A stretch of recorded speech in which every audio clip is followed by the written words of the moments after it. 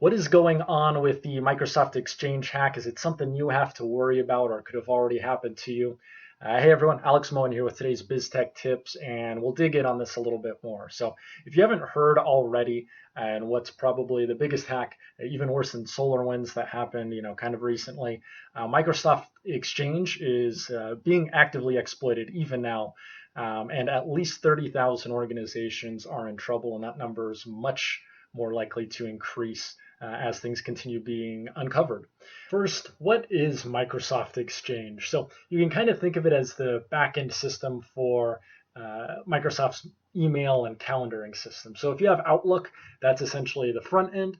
And Microsoft Exchange, it runs on the back end. It helps with everything. With Microsoft Exchange, it's either run through a server that's on site or through Microsoft 365, or perhaps through a third party that has Microsoft Exchange on their servers. So if your company has its own server and all the mail's being run through that, this hack actually applies to you and your organization. So what happened? There are actually 4 different exploits, and the 4 different exploits all tie into each other in a pretty crazy way. So it was first recognized that something weird was going on with a small amount of accounts around January.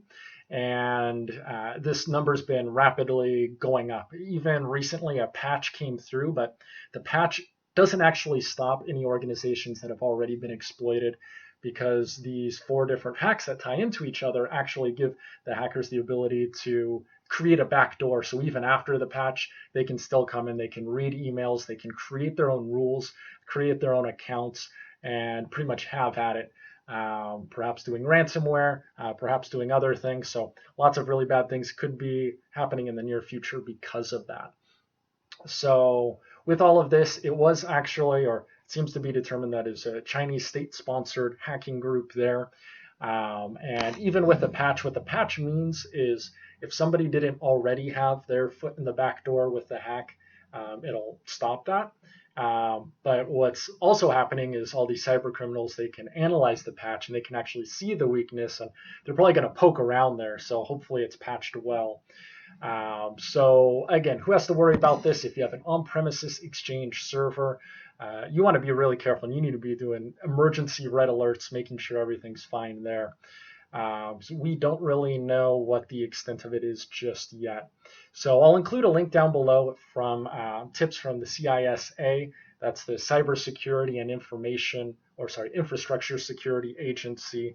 What to do there if you're a business leader or if you're in IT to protect yourself as best that you can. So just summarizing there, if you haven't done the update, what they're saying, of course, do it immediately, all instances of Exchange, if possible. Some large organizations might be too complex to be able to roll all of that out immediately.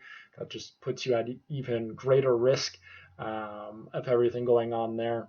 What they also talk about is there's a link in here for how you can create a forensic image of your system. And then you also want to be able to check for indicators of compromise. They've got a list there at the link, but indicators of compromise might be, new email accounts being created or all sorts of other things there, for instance. So again, this one's a tough one because the 4 particular exploits allow people to essentially fully take over and see and create rules within your system and give themselves a backdoor. So chances are, nobody's really out of the woods yet, and some worse things could be to come in the future. So do the best you can. I mean, if you haven't done, multiple redundant backup, you want to do that right off the bat. Make sure your recovery speed's good. Even though if something happened, the exploit could still be in that backup, or the exploit could get around potentially multi-factor authentication. You want to push both of those as much as possible because that's going to minimize your risk and at least make sure you're not completely wiped out, or at least potentially there. So let me know if you have any questions and comments. Take care of yourself if you're potentially, in this on-premises Microsoft Exchange type environment, and have a good one.